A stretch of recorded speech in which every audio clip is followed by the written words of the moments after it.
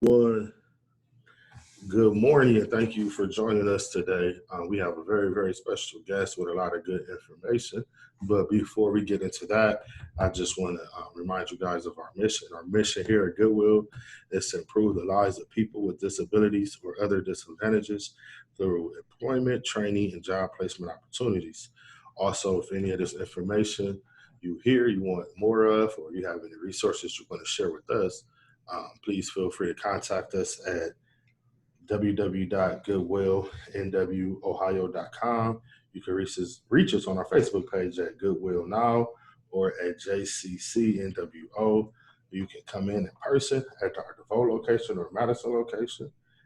You can call us at 419-255-0070, stitch at 3104, or feel free to email us at jcc@goodwillnwohio.org. Uh, Once again, we have a very, very special guest with some more good information. She was here before, but for those who didn't catch that episode or didn't have the opportunity to see it yet, I will let her reintroduce herself. Good morning, Charles. My name is Michelle Gorsuch, and I am the ProMedica Financial Opportunity Center manager and coach. And we are located at the corner of 18th and Madison. Okay, so before we get into our topic for today, let's just kind of talk about, once again, what does a financial coach do? So basically, a financial coach helps you with money management, basic money management skills. We look for ways to help you increase your income, decrease your debt, build your credit. If it's job opportunities, we will help you connect with job opportunities considering our STNA program. And I want to bring that up again. So our STNA program is a beginning nursing program that we offer completely for free for anyone that wants to attend. It's a 5-week course, and you get connected with a coach first, and then you would go through the actual STNA training. You would gain 3 certifications out of that training, which would be your nurse aid certification, your 7 A's training, which is employer soft skills. And then once you complete the course, we will help you take your exam, and you would become a state tested nursing assistant. So that is awesome. So back to the coaching services that you guys provide. We just kind of want to reiterate and correct me if I'm wrong. Those services are free as well. It's open to anybody, both women and men, and there's no there's no requirements for it. Correct? You could just Absolutely not. kind of You, just come in, register, and go from there. Correct? right. You need to schedule an appointment. All of our services are being offered remotely right now. So you would have to call our main line at 567-585-0059, or you can email us at foc@promedica.org, and you will get connected with a coach, and the coach will get you set up and scheduled, and you will have your first coaching session within the first couple of days that you call.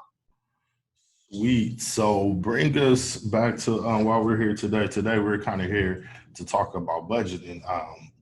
We know budgeting is important, especially in this time where people are losing income or they don't have as much income as they're normally used to bringing in. Some people are having opportunities or situations where they're getting actually more income than they normally be bringing in. So today we wanted to kind of bring you back just to kind of share some tips about budgeting, how to create a budget, the importance of a budget. So feel free just to start sharing. Well, I wanted to share a little bit of a PowerPoint that I created. Let me see if I can share that. So basically, step by step on how to create a budget. The very first thing you want to do is set a goal. Goals for your money will always help you make smart spending choices. So you really need to ask yourself, what do I want my finances to look like in a year? And then decide what's important to you. And that's where you start. Always start with a goal. Okay, so as we go through this process, can we kind of pretend we're setting a budget? So what's a good budget or a typical goal that people normally set when they come see you guys? Typically, people have vacation goals. They Okay. have paying down their debt goals, maybe first-time homeownership. First-time homeownership seems to be one of the biggest ones.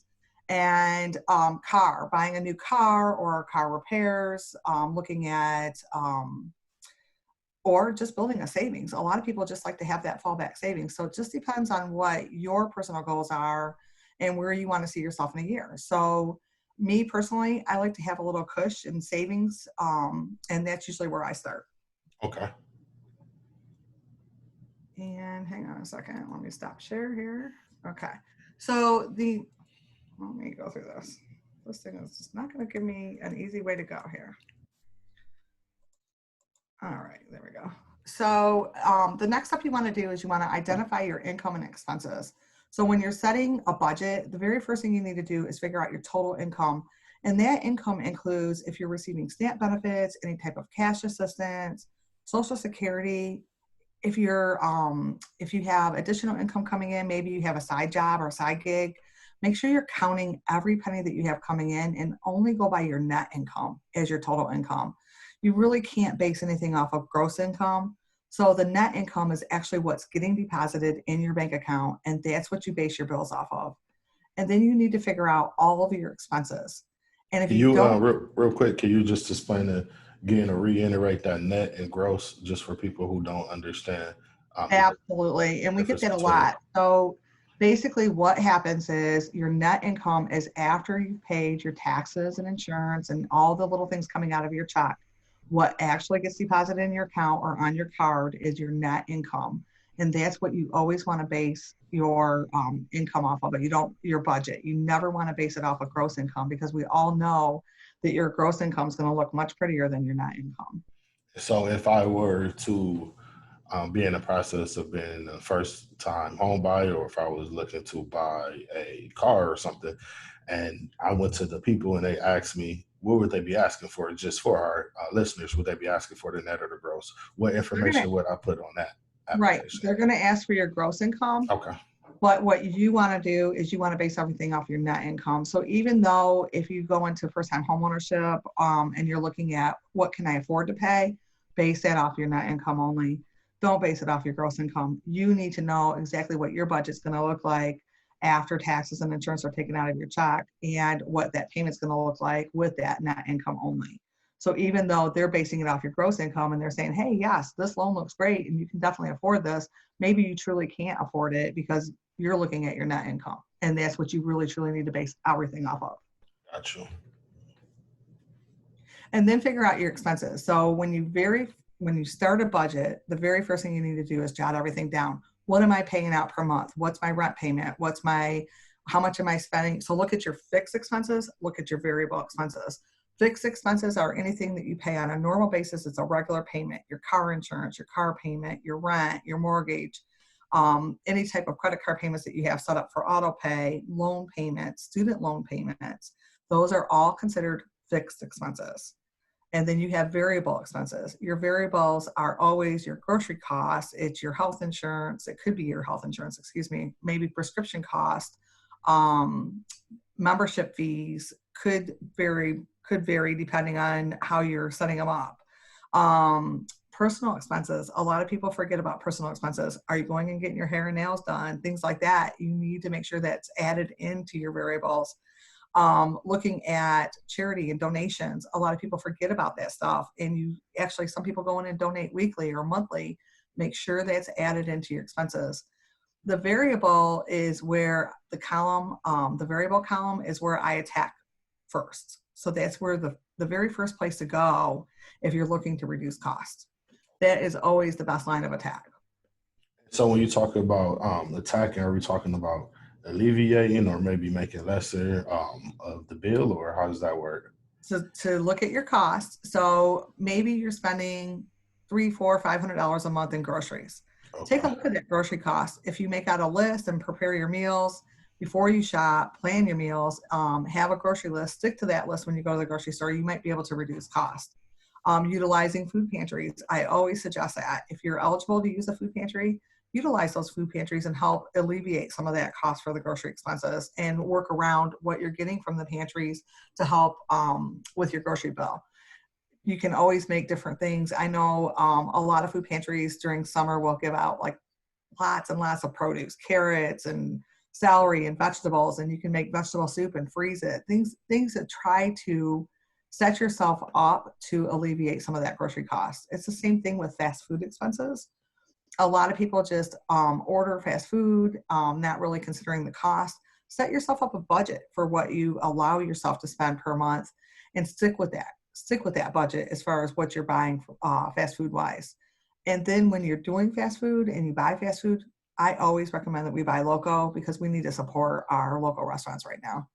Right. That's a good tip, especially with the local people that's going through just this pandemic. As long as everybody else, but they don't have the same security blanket that some of these bigger corporations have. So that is an awesome tip. So when you talk about one thing I always like to tell our clients is just, especially like I understand cable, internet may be essential. It Right. may be essential, if you have a home full of young kids and they may need to be entertained or at this point educated as well. So can you talk about ways you can kind of maybe not alleviate the bill, or is it different programs or different internet providers you know of that offer the same good service but lesser, or how do you help with those type of expenses? What I tend to do is my cable company, I go through AT&T and they know me by name. They're like, oh my gosh, so here's this lady calling for a reduction in our bill again. But call every couple months and see if they have any sales or special things going on. They might be able to reduce your cost. If you're struggling with the cable bill, give them a call and say, hey, look, I can't afford this bill. Is there any way you can help me reduce this cost? I realize that right now the kids are home all day long and, you're thinking, I have to have TV, I have to have cable, I have to entertain them. But look for other ways. Maybe sign up for Hulu, Netflix, things like that to reduce the cost and get rid of that hefty bill, especially if you've suffered a loss in hours or loss in job. Look at those internet, cell phone packages. Look for ways to reduce the cost. I always talk about ordering food delivery, another thing that you really need to watch. And again, that can really take a big bite out of your budget. I do like to tap onto utilities. If you set up your utilities on a monthly budget, you know exactly what's coming out every single month versus, okay, in the winter, I'm going to have a higher gas bill. In the summer, I'm going to have a higher electric bill. You would have this bill every single month that would be the same set rate if you set up a budget. If maybe you're eligible for utility assistance and you need to consider applying for the HEAP program, which is that one-time payment that's going to go towards your utilities and help you reduce the cost on your gas or electric, depending if you're all electric, or the PIP program, which is percentage of income, and it goes by how much you're making per month, and they'll reduce your payment down to 10, I believe it's 6% if you're utilizing the PIP plan for both gas and electric, and it's 10% of your income if you're using just one of those services. So that's a good way to look at your budget and try to figure that out.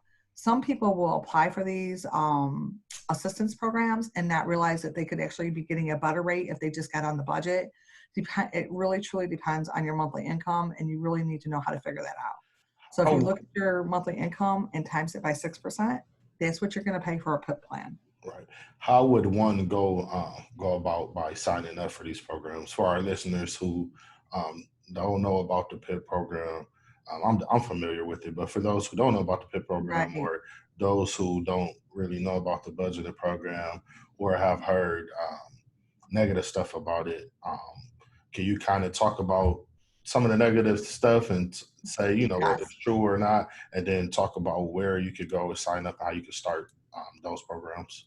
It used to be a negative thing to get on the PIP program, in my opinion. And that's because back in the day, you'd get on the PIP program and they would send you whatever payment that you were set up for. So let's pretend that you had a zero income and you were set up for a $10 a month payment.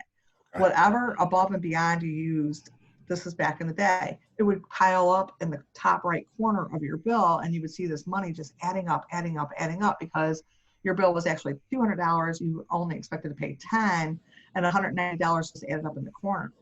Since they moved it to what we call PIP Plus, they now reward you for good behavior. So basically, if you're set up for a $10 a month payment through PIP and you pay your payment on time, the $190 is completely forgiven.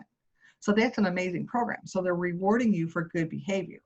You have 3 chances to default. If you default, once you default and don't make your payment on time, it's going to start adding up in full payments.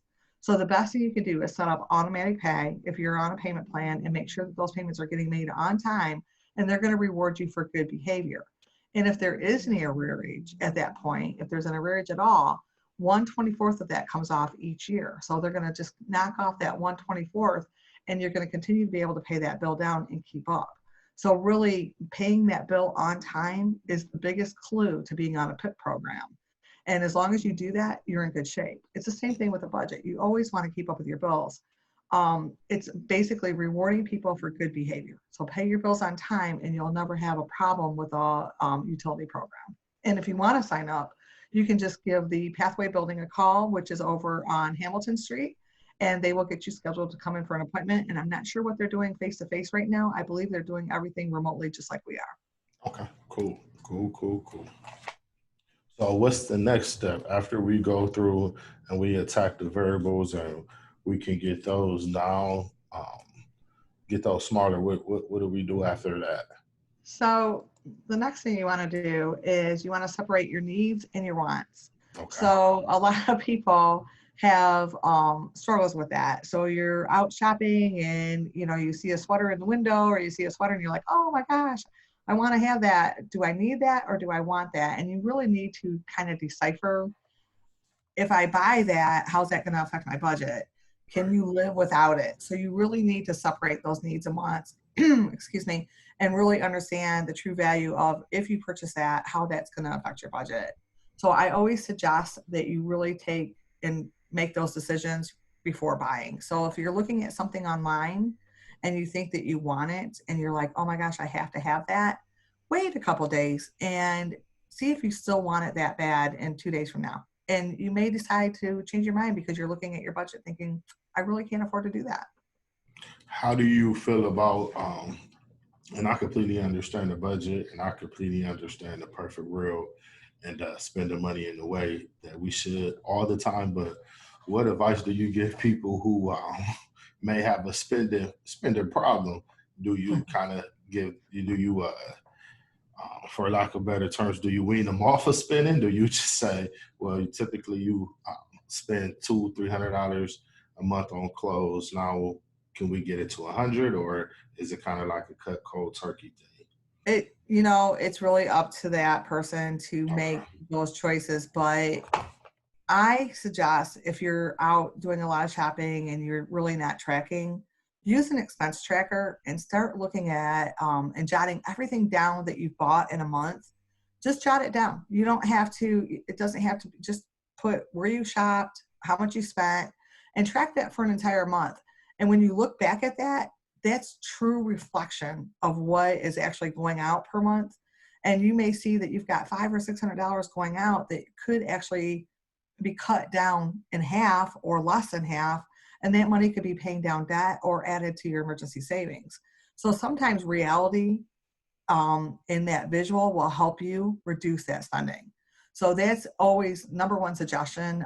We actually have expense trackers we hand out when people come in for coaching sessions, if they don't know where that surplus income is going, because a lot of times we'll sit down and do a budget and they're $300, $400, $500 surplus and they don't know where that money's at. So we'll utilize an expense tracker. We'll have them track those expenses, and then they realize it's at the grocery store, it's at it's being spent on fast food, clothing, whatever the case is. And that's when reality kind of kicks in with people and they realize that they need to go back, review, and really kind of get themselves in line with, what do I truly want, and go back to that actual goal and start working towards that goal. And that's a great way to do it. Is the expense tracker is probably the number one tool in my book.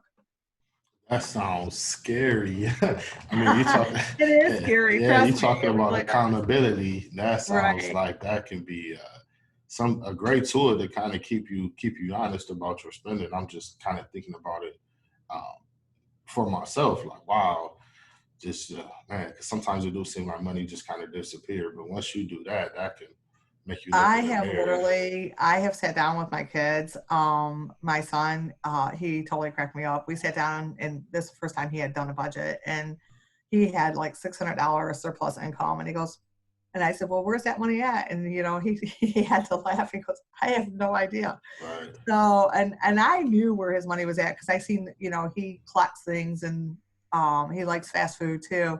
So I kind of knew where that money was at. But once he realized, and reality kind of kicks in when you have that visual and you're like, oh my gosh, what am I doing? Right. And if you have the ability to throw more money into that fallback plan for savings, emergency, and if you have a goal, how are you going to reach that goal if you continue on that path? You need to really get yourself in line with that goal and track those expenses and figure out how can I open up that income. How do you feel about couponing? Do you feel like that is something we all should be doing, or do you feel like I it's not don't worth the actually. hassle? Yeah, I'm not a big couponer. I do the online click for I shop at Kroger's a lot. So I'll clip coupons before I go into the store so it's automatically loaded to my card. And that's really one of the easiest processes I think that stores can offer is offering the online tool. I just log into my account, I clip the coupons, I make sure I'm getting the discounts. And but as far as like clipping coupons, I'm not huge on that. But there are people out there that do some amazing stuff with coupons that they basically get their stuff for free or pennies on the dollar. So if you're a couponer and you're good at it, I say run for it, do it. But if you're not, utilize those online apps and try to at least cut the coupons that you can for whatever grocery store you're utilizing. Right. That is one thing I always suggest to people when I talk to them about our clients about budgeting. If you feel the need to buy something, look online. I mean, a lot of times if you go online, they have different offers or they may have it at a discount. It can save you so much more money if you feel like you need to actually go out and buy that item. So that's a great tip as well. Absolutely. So your next up, you really want to design your budget. So you want to make sure that you're not spending more than you make. So balance your budget and make sure that you're accommodating everything that you need to pay. So when you sit down and do a budget, make sure that what if your expenses are more than your income, let's say. So you need to look for ways to reduce costs. So the very first line again is that variable expense line that you want to look at and start cutting costs there. And then again, consider budgets for your utilities. Look at membership subscription fees, things like that you're paying that maybe you don't have to pay. You could cut those costs. Maybe you're not even utilizing them. A lot of people will sign up for stuff and they forget that they even signed up and then they just let it go and let the money keep coming out of their account. You can always stop those payments. So make sure that you have enough income to cover your expenses and then try to open up and increase your income by reducing those expenses and then add to your savings or start paying down the debt with it. And one more thing I want to show you is seasonal expenses. This is something else that people don't consider. You really seasonal expenses, Christmas, car repairs, back to school expenses, home repairs, things just come up. And if you're not prepared for them or you don't have credit to fall back on, this could really put you in a pinch. And I mean, I've seen people need a car repair, Charles, that actually they lost their job over it because their cars now broke down. They're relying on somebody else to get them back and forth to work. They're taking that extra income that they had and they don't have enough to pay for the car repair. They're paying somebody for gas. They're not able to save. There's nothing to fall back on. And a car repair can actually it could actually cost you your job Right. and you could actually lose your housing over it. And that's something to really, really make sure that you have that fallback. And that's why we push for savings so hard with the financial opportunity centers. So when we talk about that is a great example of those expenses that you just never know that can happen. So how do you feel, or when you talk to people about purchasing a new car, purchasing a used car, how do you feel about the warranty? Do you encourage do you encourage people purchasing warranties, or what's your feeling on it?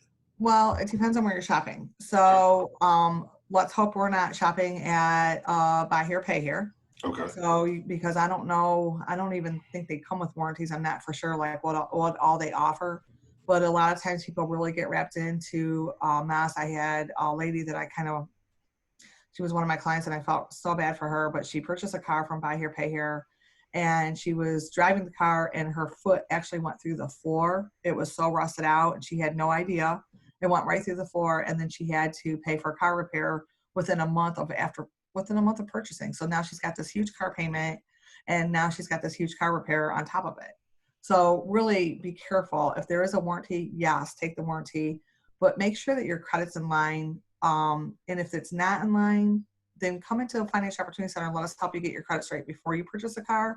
That way you can go purchase a car from a safe lender. And we're going to make sure your credit score is good so that you're getting the best interest rate you can and you're not paying an extra $5,000 to $8,000 for that vehicle. And you will definitely get a warranty with a newer car. So really look at those options before you go into a buy here, pay here. Consider meeting with a coach first. Great tip.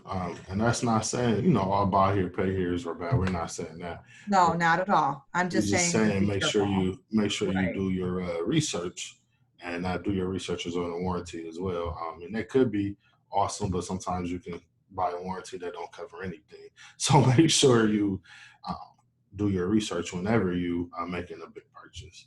Right. So And I know at one time I had a car warranty that you still sometimes have to pay a fee when you do get the car warranty. So you right, need to understand what those fees are. So like at one point I had a car warranty that was like a $50 fee when I took it in. And every time, no matter what the repair, it was $50. So that's a really fair warranty. So make sure that you understand the fees and what exactly that warranty covers. Sometimes they won't cover a transmission or like the motor might go out. I mean, the whole engine, I'm not very good at cars, obviously. So, but I mean, just make sure that the main parts of that car are being covered. Same thing when you buy new tires, get the tire warranty. Consider the tire warranty because if you drive out of the lot and you hit a nail and it's in the sidewall and you're not under warranty, you're going to have to replace that whole tire again. And after you just purchased new tires on your car. right, right. Well, that's a good tip. I have been the warranty king as of lately.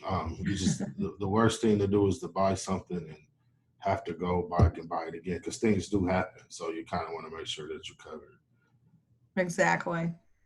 And then, when you're considering your budget, I want to let me pull up a chart of our budget and share that with you.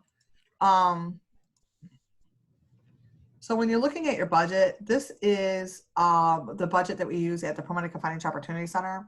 And as you can see in the left column, it's all about your income. And in the very first line, it does state net income.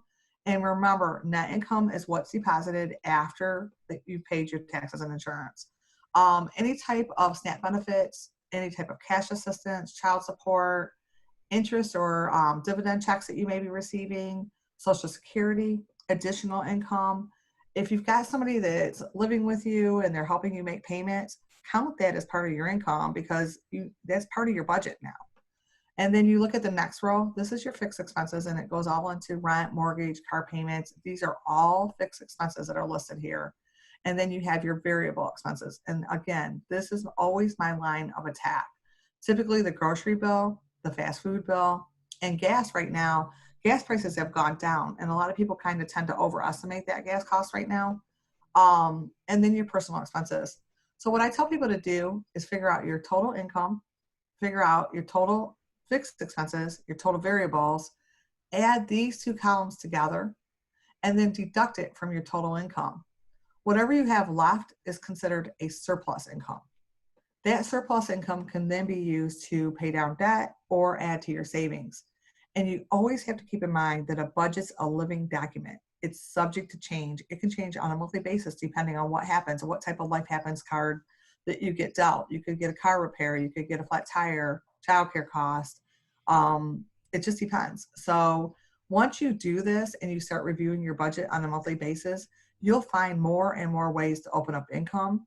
And the more that you can open up, the more you can add to your surplus and the more you can start paying down debt and add to that, or the more you can add to your savings.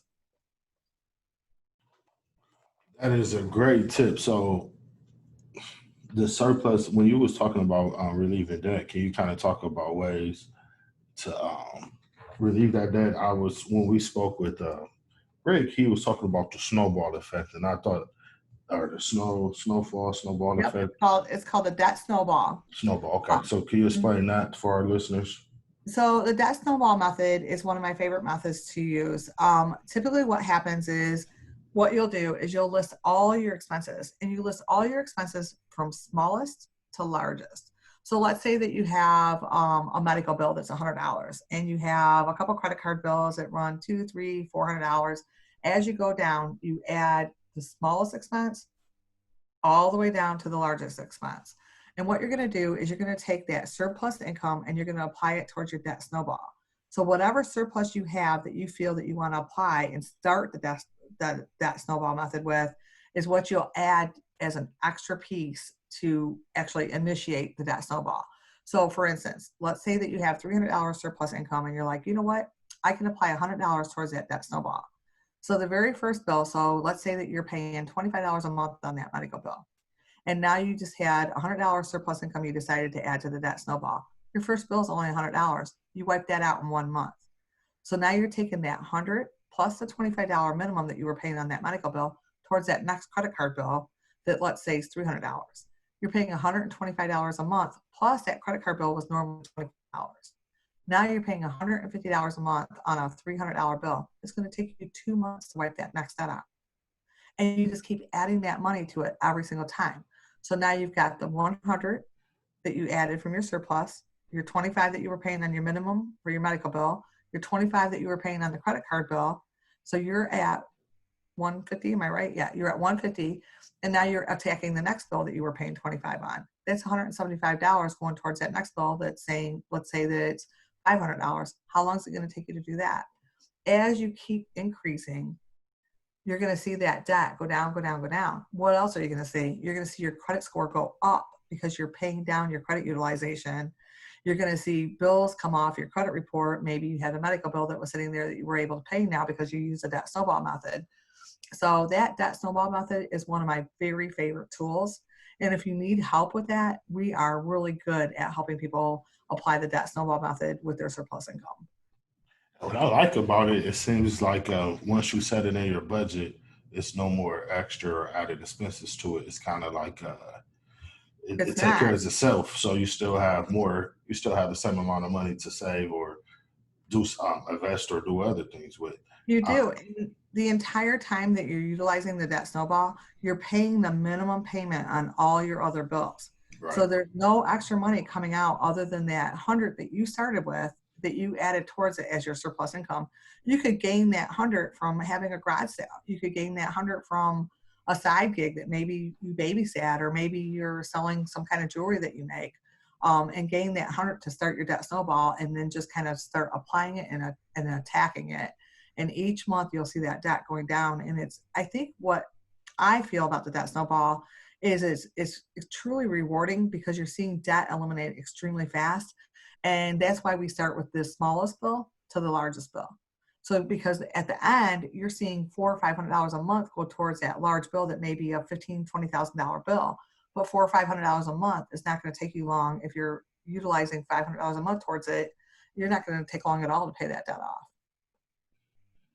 That is awesome. That is awesome. So after we started, we have our budget. We have came through and we have took down some of the debts and took down some of the things and made some better decisions about our spending. What's next for the budget?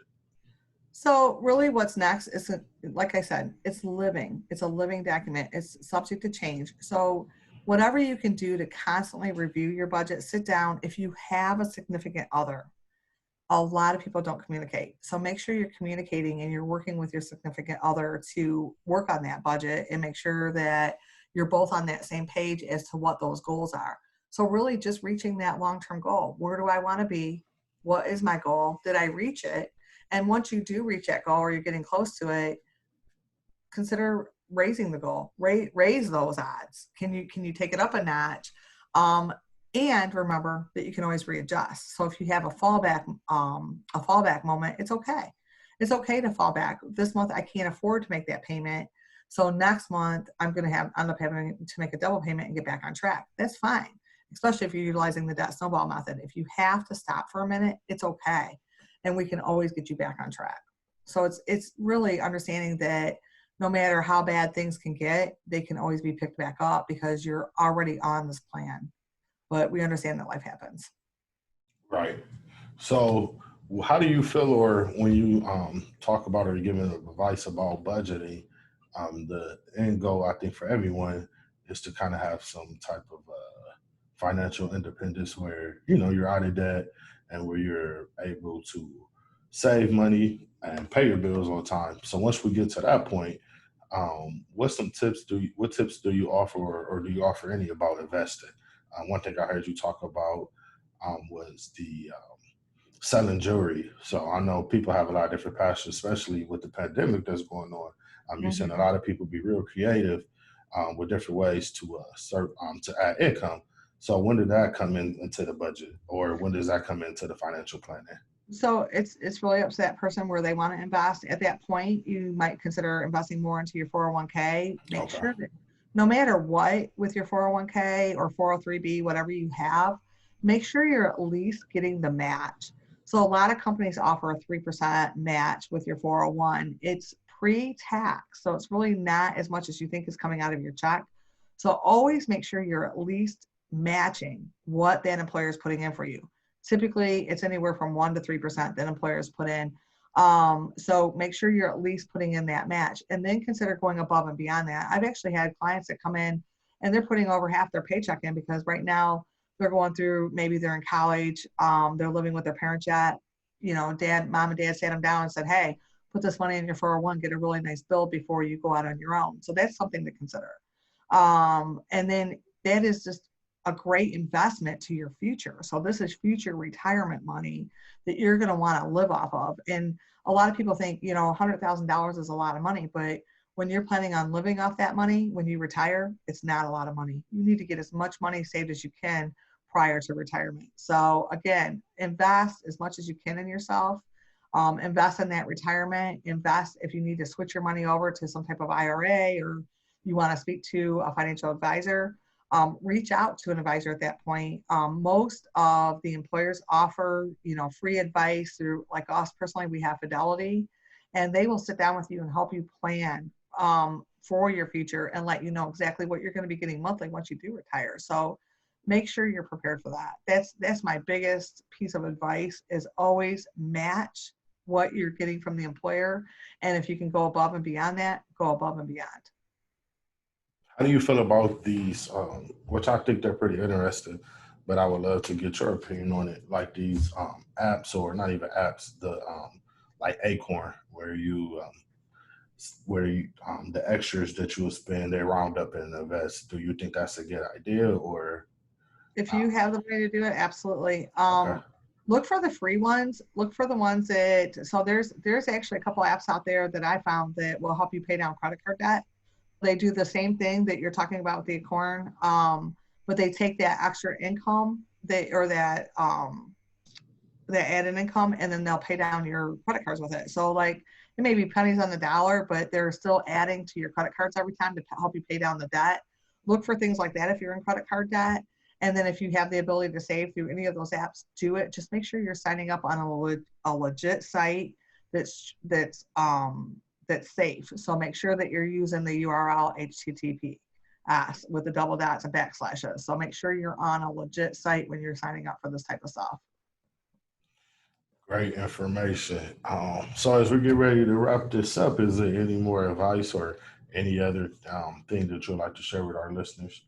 Sure. So basically, if you need help creating a budget, if you want to apply the debt snowball method, contact the ProMedica Financial Opportunity Center again at 567-585-0059, or you can email us at foc@promedica.org. We are certainly very good at helping you create a budget and helping you understand that it is a living document and it's subject to change. And we're very good at the debt snowball method. And I do want to do another plug out there for our STNA program. We're always looking for students to come on in and sign up. Come on in and get your free nursing certification and get a job with a higher living wage. Thank you for that. And I too want to just reiterate that again. The STNA class, it sounds like a wonderful opportunity. And not only is it an opportunity to get a certificate, but it's an opportunity for you to get some financial coaching. It's an opportunity for you to go through the 7 days training, which is a great training. So, and it's all free to you, especially with this time going on with a lot of people being out of work. It's a great opportunity to find a new trade, a new career. And the good thing about it is they're constantly hiring. I mean, that's what I do. I mean, You Absolutely. are an essential worker, and you will be very, very important, and you'll be compensated as well for it. So jump on that opportunity. And I also want to just kind of reiterate one thing that I learned. Budgeting is so important. It sounds scary, and the reason why it sounds scary is because you're going to be accountable, so you can't cheat it. Like she was stating, it's a live document that's subject to change, but it's also a live document that will keep you honest and will keep you make you capable of reaching your goals. So jump on that opportunity. Jump on the opportunity to start the budget. Jump on the opportunity to get a financial coach. This is a great service that's been offered, and it's been offered for free. And there's no requirements. Um, there's nothing for you to do but just go sign up for it. You don't have to be a certain age. You don't have to make a certain amount of money. This is a perfect opportunity just to help you better yourself. So we just want to thank our special guests one more time for joining us. And if Thank you. you guys need any more information or want any more information, feel free to contact us. We will be on again with some more valuable information in the future. And if that is it, we will definitely speak with you guys a little bit later. Thank you.